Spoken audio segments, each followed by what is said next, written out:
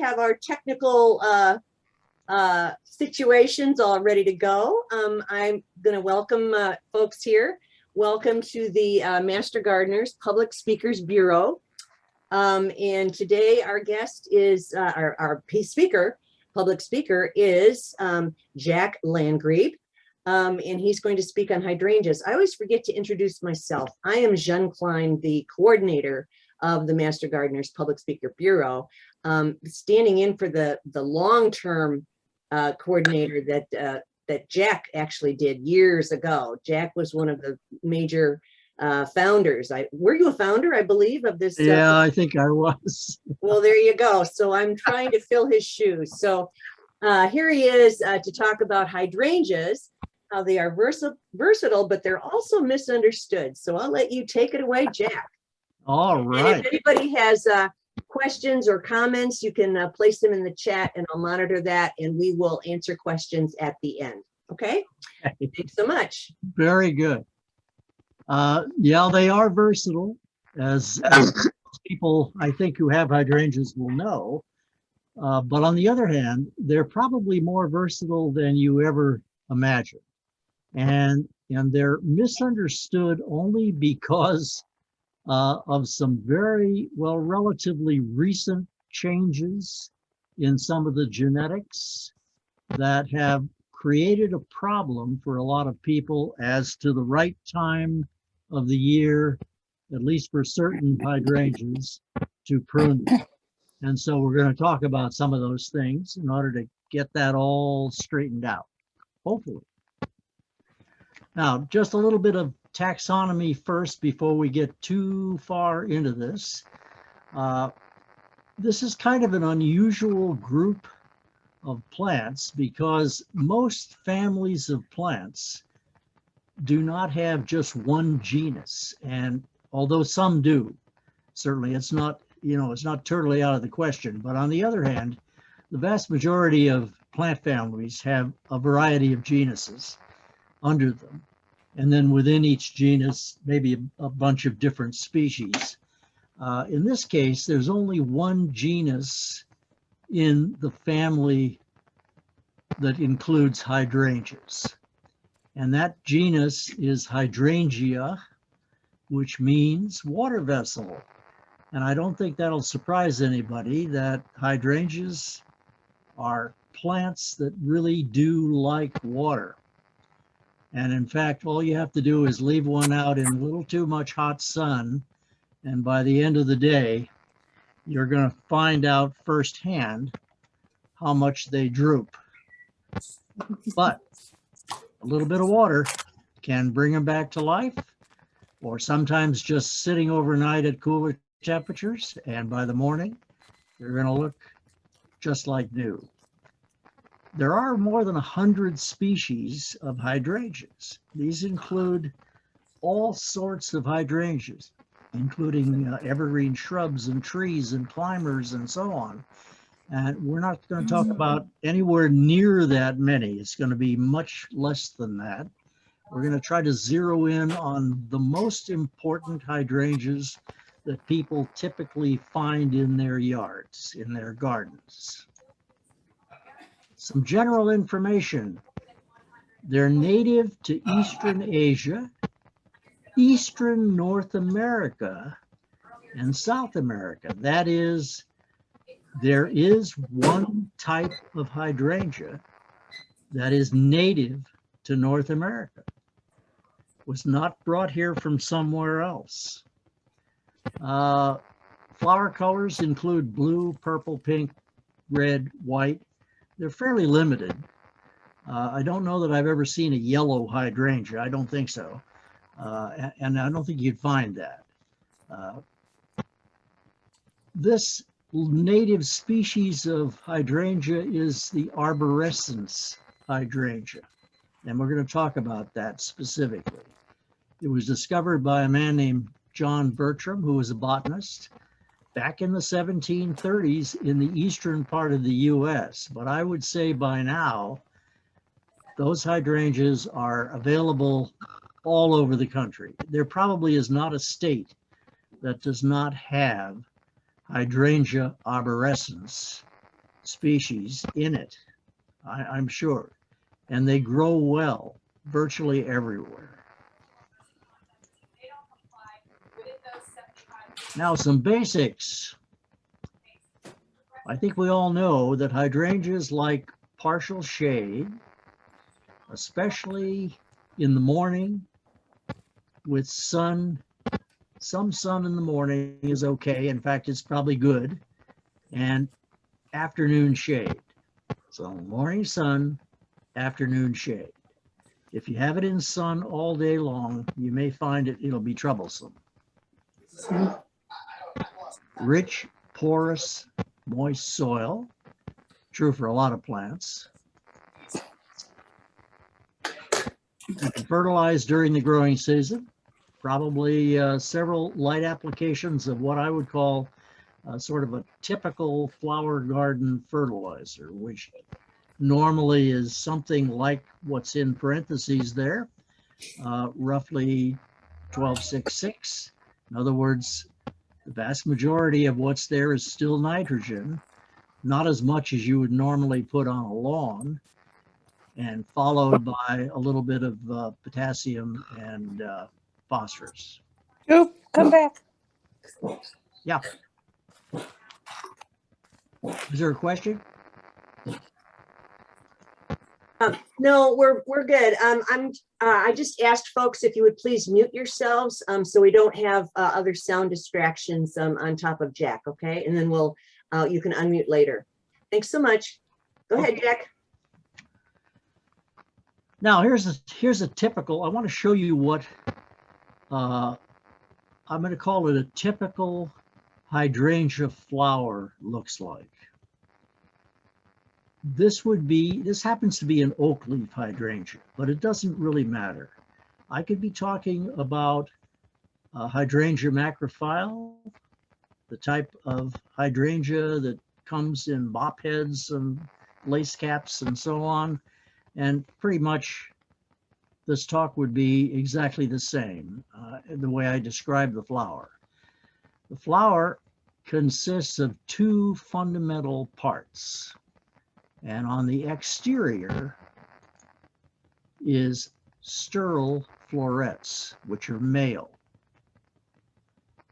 Okay?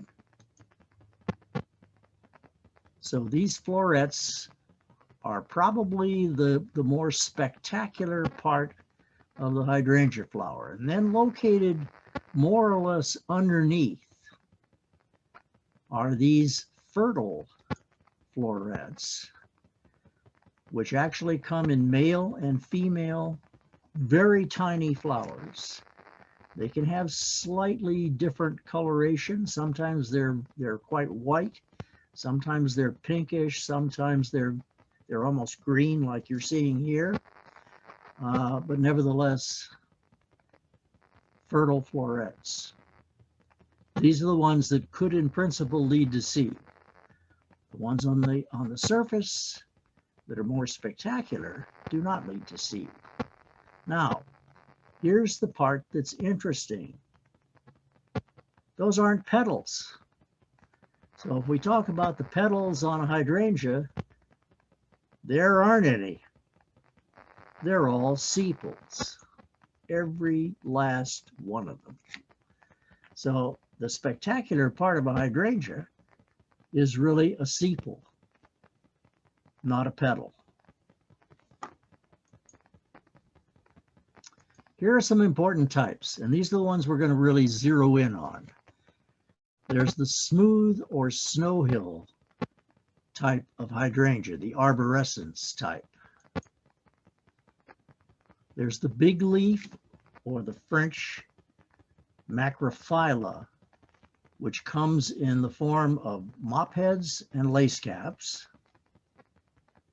And then you can have many species within those categories. Subspecies, actually, cultivars. There's the oak leaf, Quercifolia.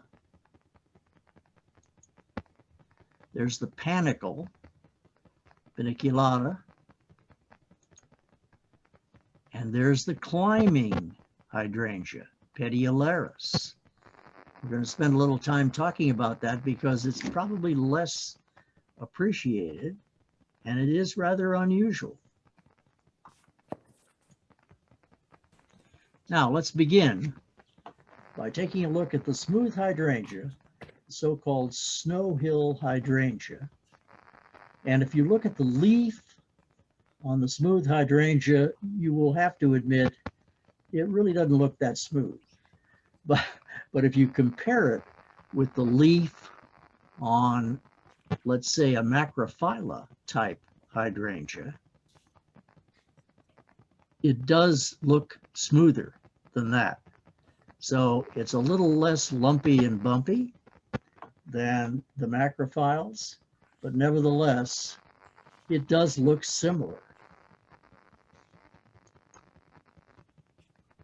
That's the one that's a native plant. Probably the one that's most common is the Annabelle hydrangea, which is white.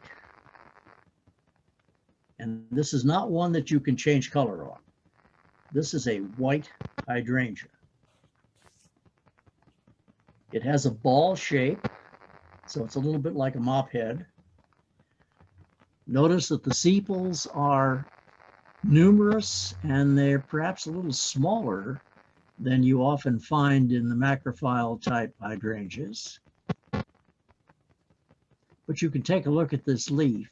It's not a real smooth leaf, but it's just not very lumpy, like as we'll see when we take a look at some mop heads. Now, let's move into the big leaf or French hydrangeas. These are from Japan originally. Lace caps we'll start with. Here's one here. These can be really beautiful, no question about it. And what I want you to zero in on, I'm going to show you a few, and I want you to look particularly at those sterile florets, the sepals, and see how different they are from one mop head to another, or from one lace cap to another. Notice the difference in shape, not just color. The color we can change, and we'll talk about that later.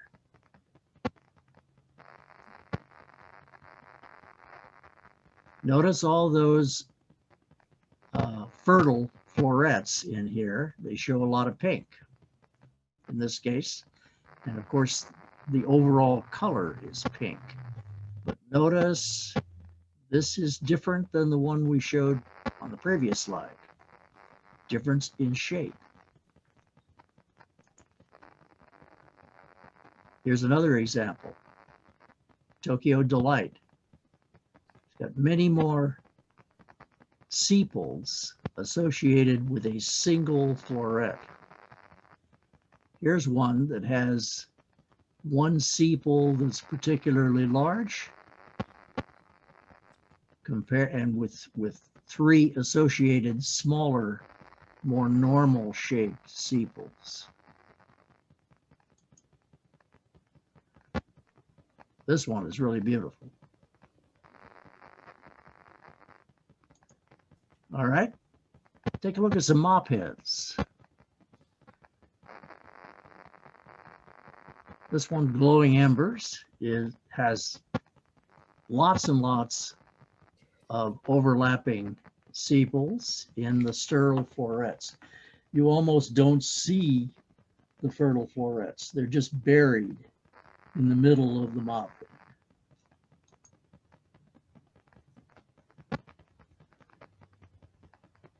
Same thing here. These are almost spherical.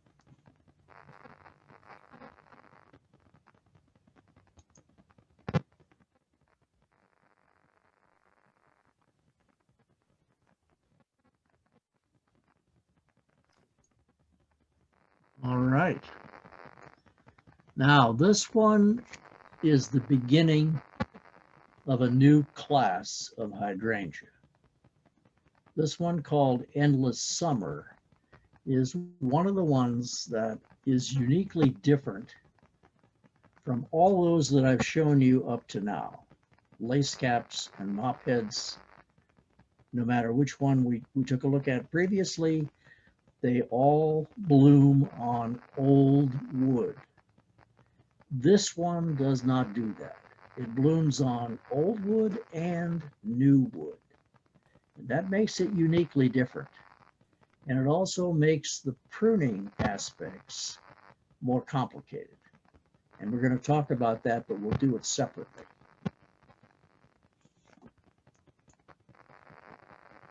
Here's a possibility that looks interesting. We told you could change color. Depending upon how you go about doing that, you can actually get a shrub like this that has both blue and pink flowers. They appear to be alternating. They're probably not really alternating, but nevertheless, as we'll see when we talk about how you change the color, you'll be able to figure out how you do this. Or you can actually make the color change happen in such a way that you get a color in between pink and blue, something on the purple end of the spectrum. Now, let's talk about pruning macrophile hydrangeas. Now, we're talking about the old-fashioned French hydrangeas, not the newer forever summer type versions. Buds form in the late summer. Flowers are happening on old growth,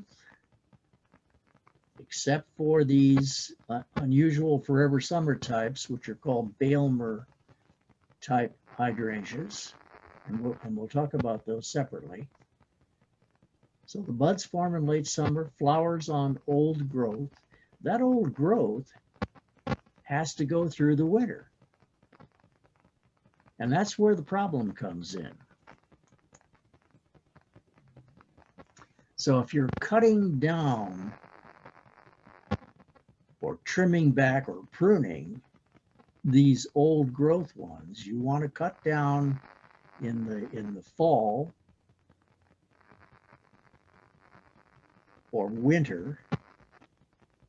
If you cut them down in the fall or winter, you're going to remove buds that are formed on the old growth, and you don't want that, because that's going to take away the buds that will normally survive the winter and open up in the fall on the old growth wood.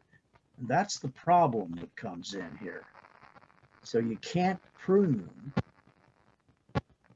until after they have bloomed. And they don't bloom until the early spring or middle spring at the latest. So you want to wait till that blooming is all finished, and then later in the summer, before the fall or winter, go ahead and prune them back.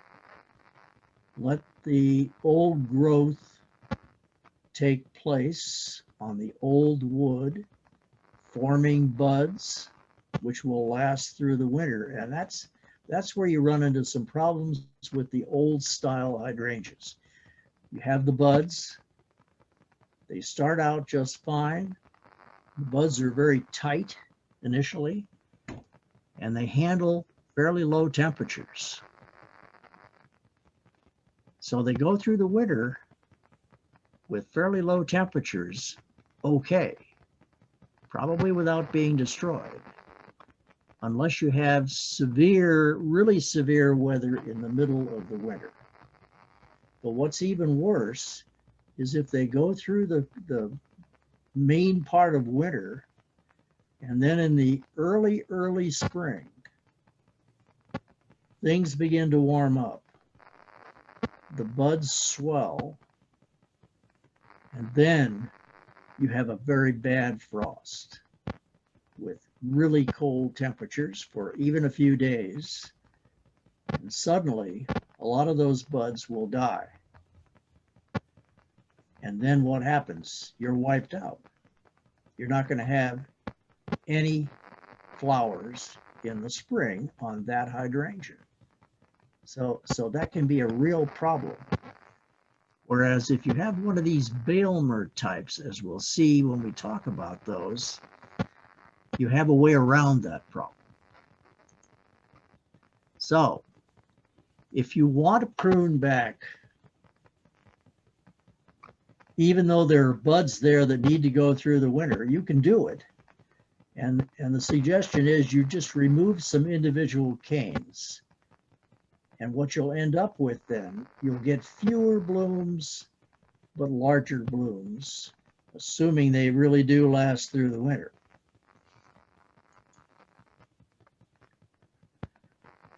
Now, the Bailmer-type shrubs are pretty fantastic. They bloom on old and new wood. But it gives you some pruning challenges. When to prune? Well, you don't want to prune them in the early spring because that's when the old wood blooms that have gone through the summer are going to bloom.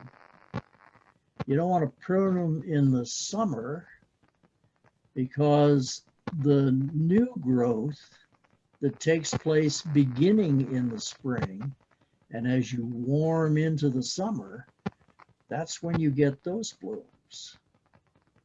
You don't want to prune them in the middle of the winter because you'll prune out your old growth buds. So what do?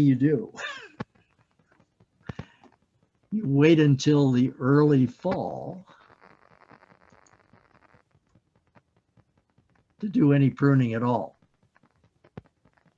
And then if you go ahead and prune them at that point, you'll be okay because there'll be enough time in the fall for the buds to form on the old growth.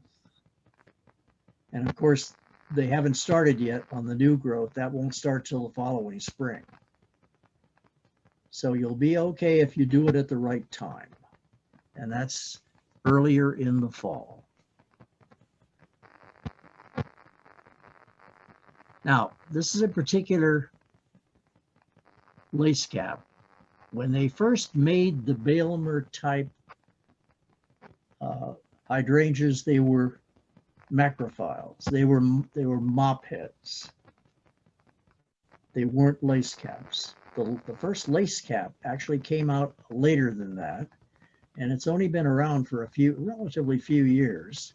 And this particular one, called Twist and Shout, I think is particularly spectacular. And again, you can make these blue or red, and it's going to depend on things like soil pH. But it's a little more complicated than that, as we'll see. This is a picture of my Twist and Shout in the front of my house. So you can see it's a spectacular lace cap. Really, really, it's large. You can see just by comparing it with what are normal size bricks in the background there. It's very beautiful. And again, it can be blue or it can be pink.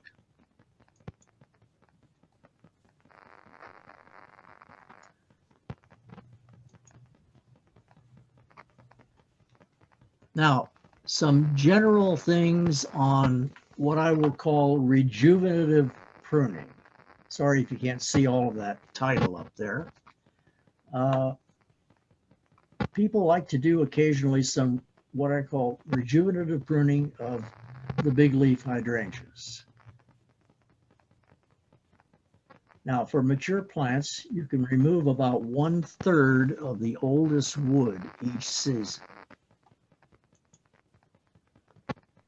Best done during mild weather in January or February.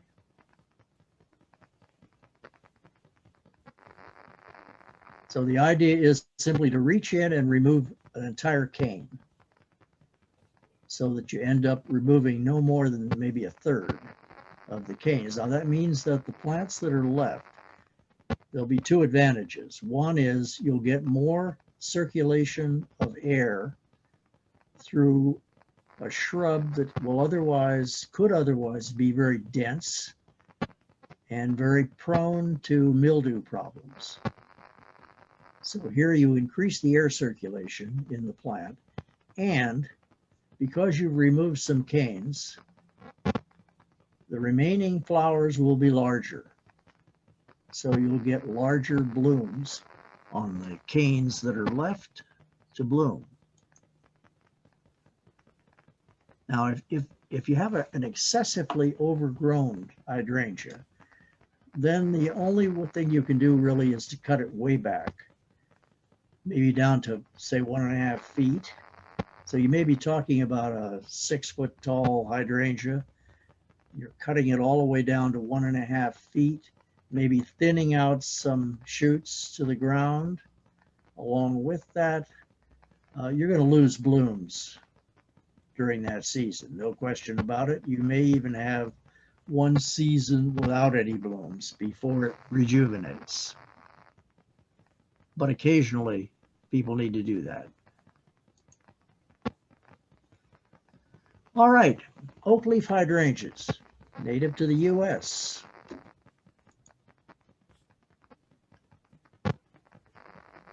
This is one in my backyard, which is Alice. And Alice is about 8 feet tall by 8 feet wide. And these blooms are big. In fact, they're that big. They're about 14 inches long. Really spectacular. White.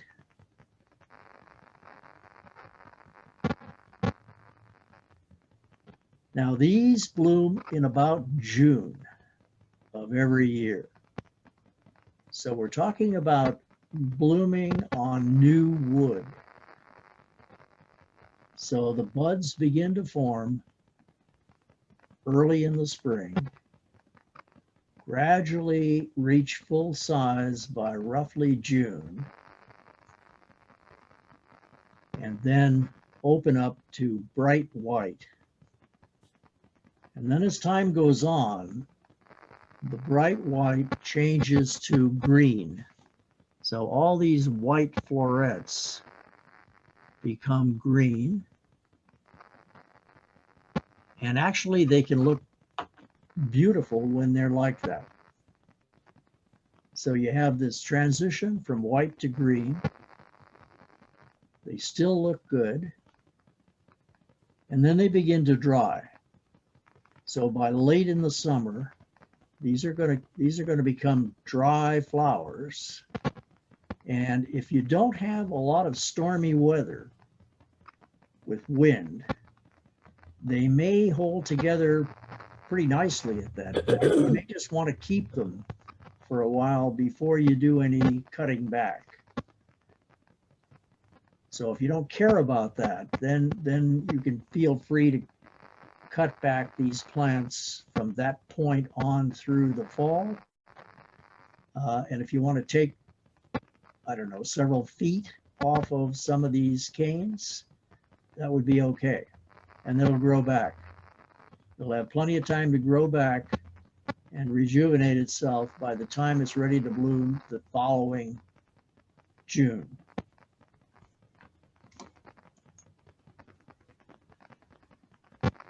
There are some smaller varieties. I mentioned that Alice was like 8 feet by 8 feet. Here's one that's somewhat smaller called Snow Queen. And there are some others too that are similar to Snow Queen. Where the flowers are smaller, the shrub is smaller. So if you don't have quite as much space, you may want to consider one of these varieties. Climbing hydrangeas. These are the ones that people probably know less about. They come from Russia, Korea, Taiwan, Japan, and they're really interesting. They're very slow growing.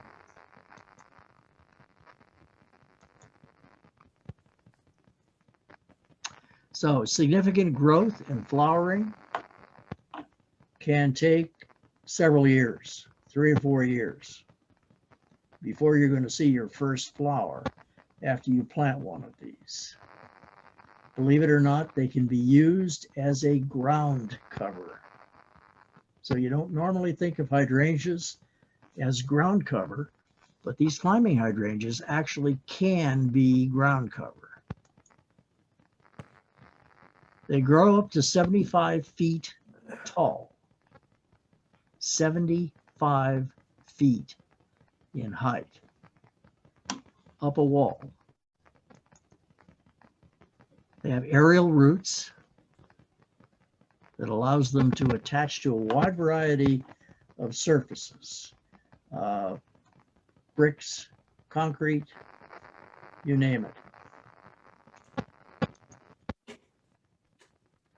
or wood. Blooms in roughly June, has white flowers. So this is Hydrangea petiolaris. Here's what it looks like. This is a vine growing up a wall, and here's the flower.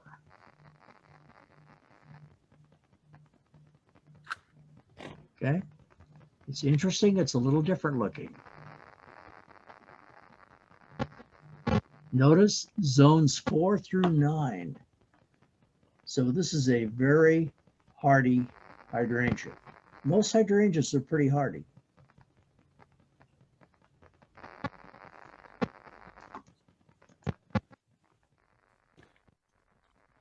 Here's a close-up of that flower. Almost looks like a lace cap.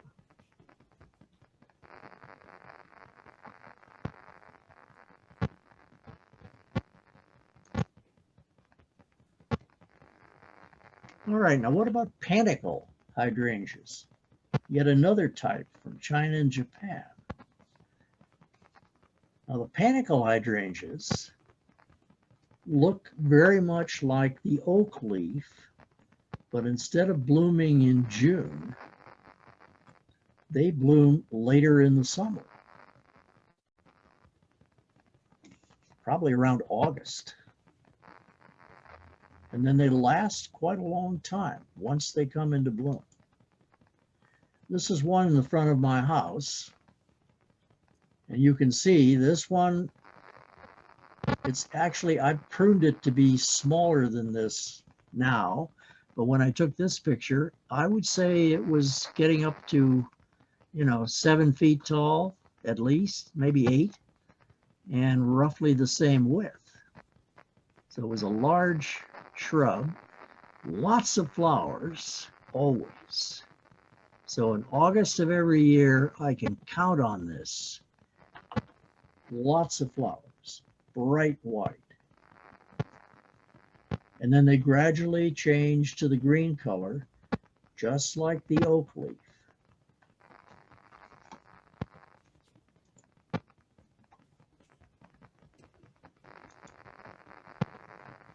These are sometimes referred to as PG hydrangeas, which means Paniculata grandiflora. That's where the PG part comes from. Zone 3 to 10. So these are exceedingly hardy.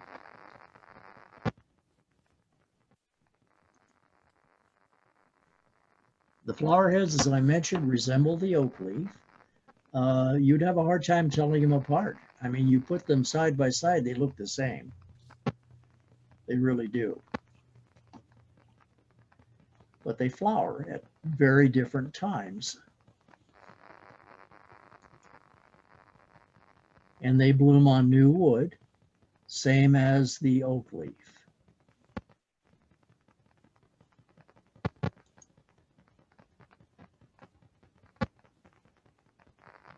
Late summer. So these are great. These are great plants. I have that one in the front. It tends to get more sun than a similar one that I have growing in the backyard where it gets a little more shade. And they do not flower at the same time. The one in the front flowers first, followed by the one in the back, where it's more shady.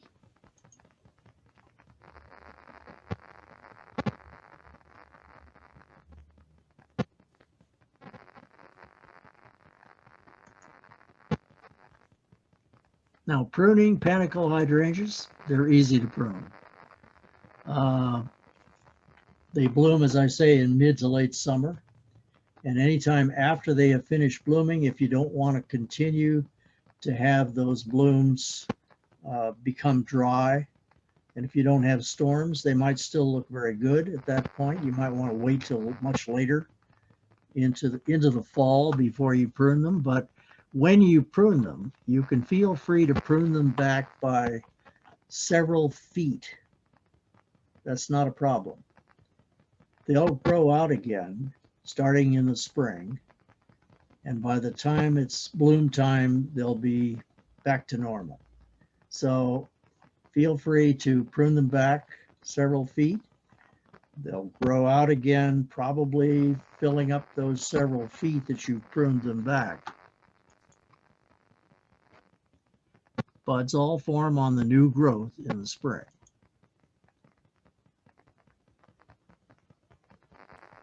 So it's good to prune them back because it does promote vigor, and where you prune them, you'll get a branch. And so those branches will lead to a fuller shrub with more flowers, actually, than you had previously. Now, color changes. What are the facts? Okay, true or false? All hydrangeas can be made blue or pink by making the soil acidic or basic. True or false? I think everybody who's listening knows the answer to that question. It's false. If you have a white hydrangea, you have a white hydrangea, and it's not going to change. It doesn't matter what you do to the soil acidity. If it's a white hydrangea, it's going to stay white. Hydrangea color.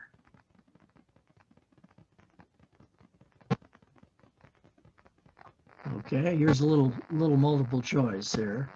Only Hydrangea Macrophiles and Hydrangea serrata hydrangeas can be made pink or blue by different growing conditions. I haven't talked about serrata. Serrata is a hydrangea species that's really similar to Macrophiles. So it's just like the old-fashioned French hydrangeas. They're a little different in the appearance of the flower, but not dramatically different. And they grow very well everywhere. They're very hardy. Anybody can grow these in their garden, just like they do the macrophile types. And they can also change color. So hydrangeas that are normally white do not change. Now, our multiple choice question is, the change in color of these big leaf hydrangeas involves soil acidity, aluminum content of the soil, or both of the above. Maybe this is one that you're feeling less comfortable with. The answer is both of the above. And here's how that works. On the left is the amount of aluminum in the soil, which increases as you go up. And horizontally is the soil pH, where the acidic end of the scale is on the left and the alkaline end of the scale is over here on the right. Middle is about neutral. Now the blue represents blue flowers, the pink, pink flowers. And I think you can see that if you have a low level of aluminum, it doesn't matter whether you have acidic or alkaline soil, you're going to have pink flowers. So if the level of aluminum is low, you're going to end up with nothing but pink, period. No chance of blue. But if the level of aluminum is higher, then you're going to have an option, depending on acidity, of blue versus pink. And the line between blue and pink is very, very close to neutrality, that is pH 7. So you've got to go quite a bit more acidic than pH 7. In other words, a lower pH, in order to get blue flowers. On the other hand, it's fairly easy to get pink flowers because most soils, A, have quite a bit of aluminum already in them. So they don't really need added aluminum, but what I'm going to show you as to how to go about this will in fact add some aluminum, but they don't really need it. And you've got to go quite a bit more acidic than pH 7 in order to get good blue color.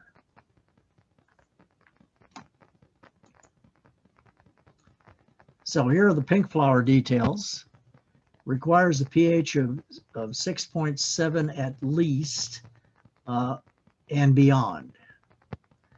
If you get too much alkalinity in the soil, then that's generally speaking, that's bad for the plant because that's going to tie up the micronutrients that plants need to survive.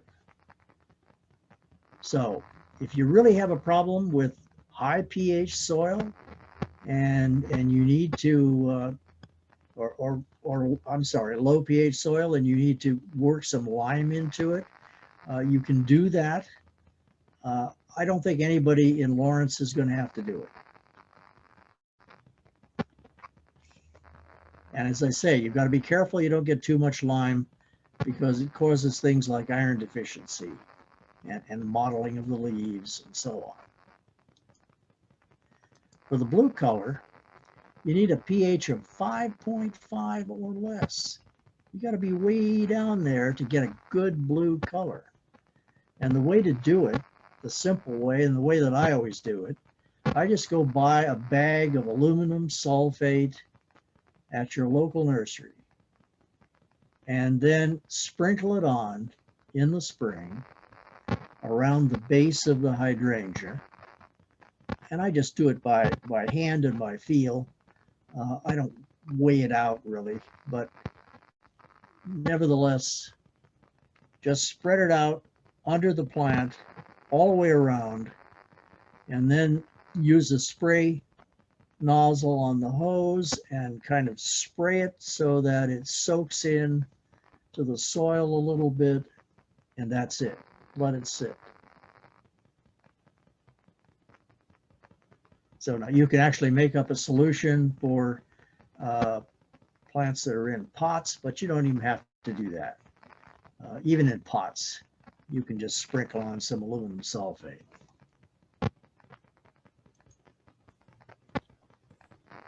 And you get intermediate colors from intermediate pH values. So if you don't have 5.5, but you're up closer to neutrality, you might end up with something that's more purplish or violet. There's Endless Summer in blue.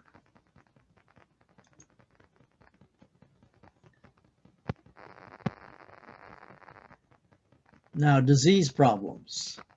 We're getting toward the end of the trail here.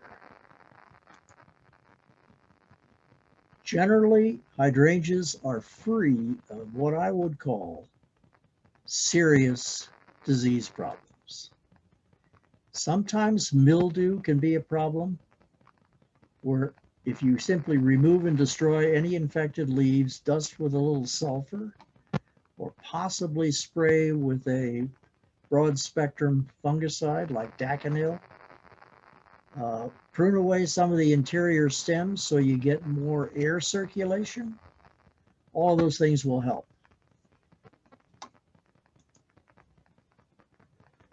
Here are some other problems. I think people have told me that they even have occasional problems that they think are due to rabbits.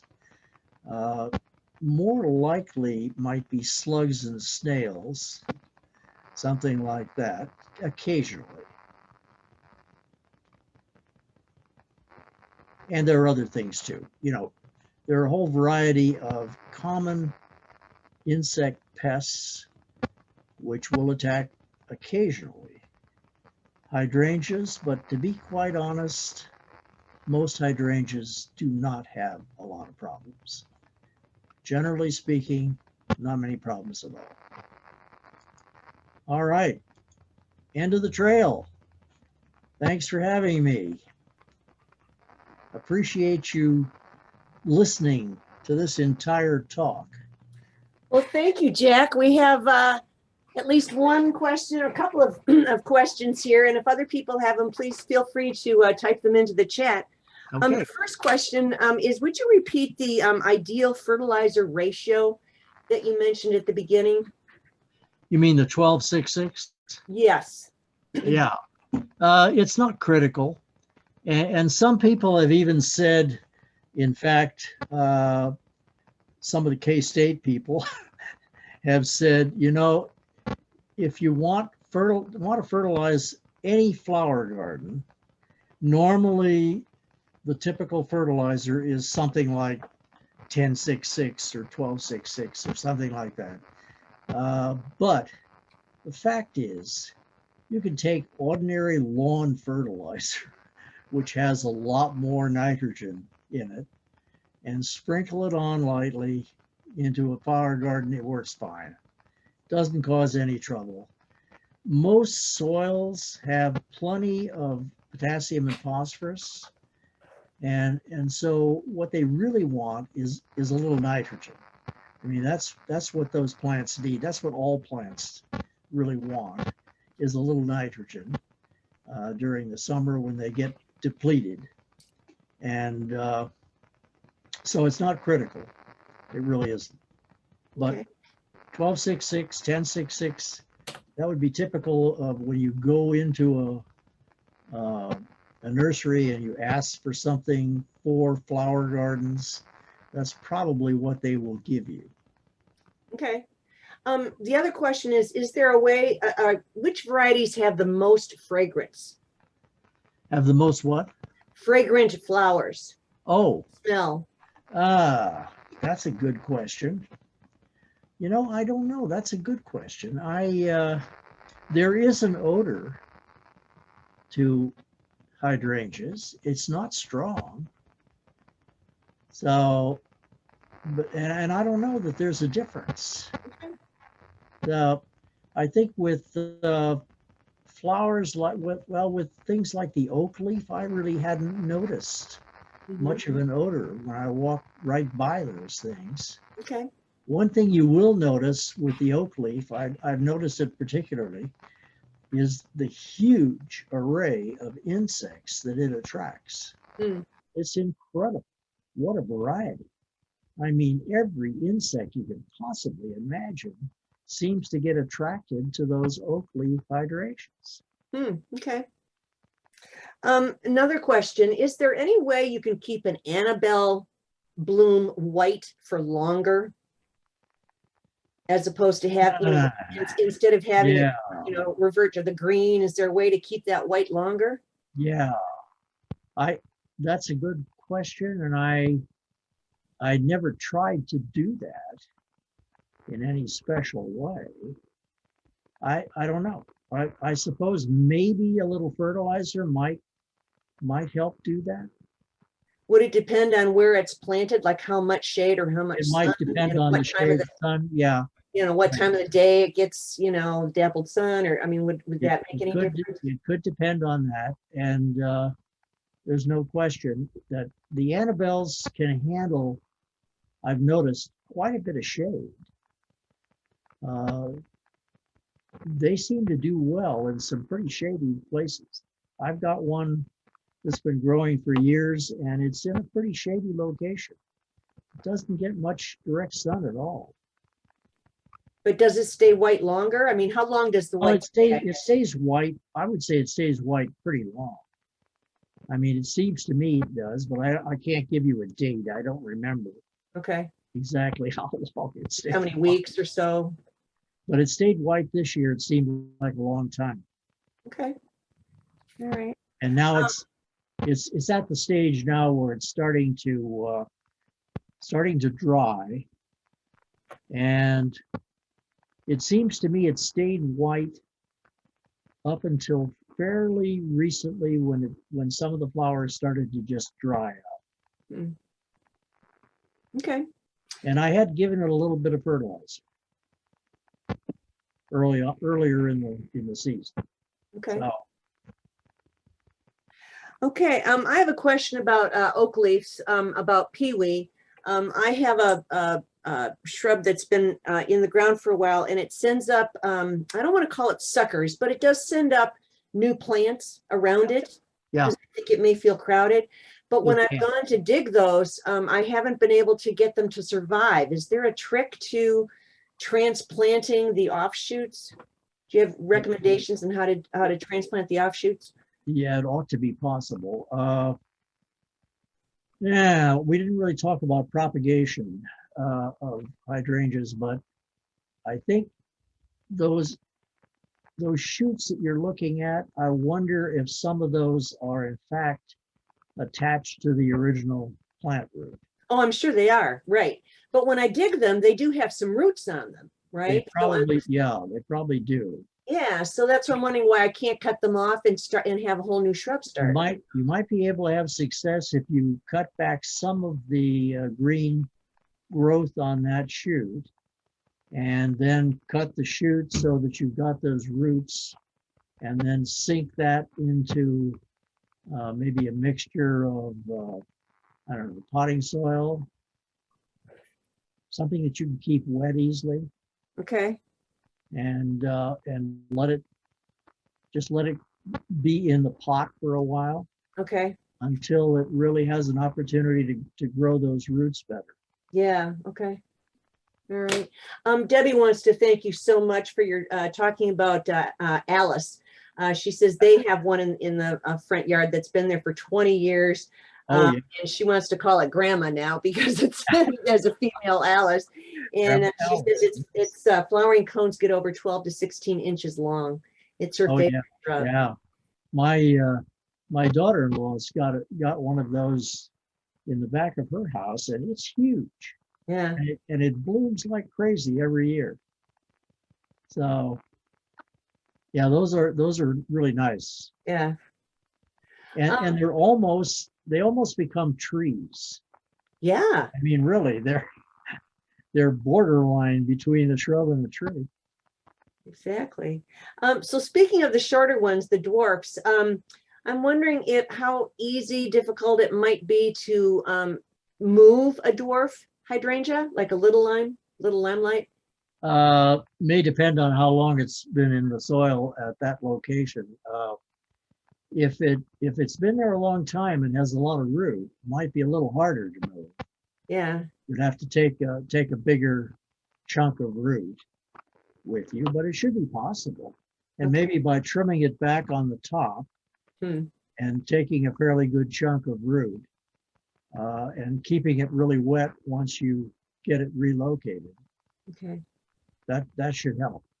All right, because it looks like it's reaching for the sun, and I'm just wondering if it needs, if it's in too much shade right now and needs to be moved. That could be. But again, it's been in the ground for, I don't know, 5, 6 years. I'm worried about you know, if I'm going to kill it by moving it, you know, by not getting enough roots. Okay. So an experiment, huh? Well, people are thanking you for the lovely pictures and the great info. Do we have other questions that people would like to ask? I'm not seeing any others in the chat. I can say I have a ruby slippers, which is a oak leaf hydrangea, which is rather fun. And it's again a dwarf. It's about, I think, 4 feet maybe tall. And it starts out on the white side, but then it turns to pink. So that's where the ruby slippers are.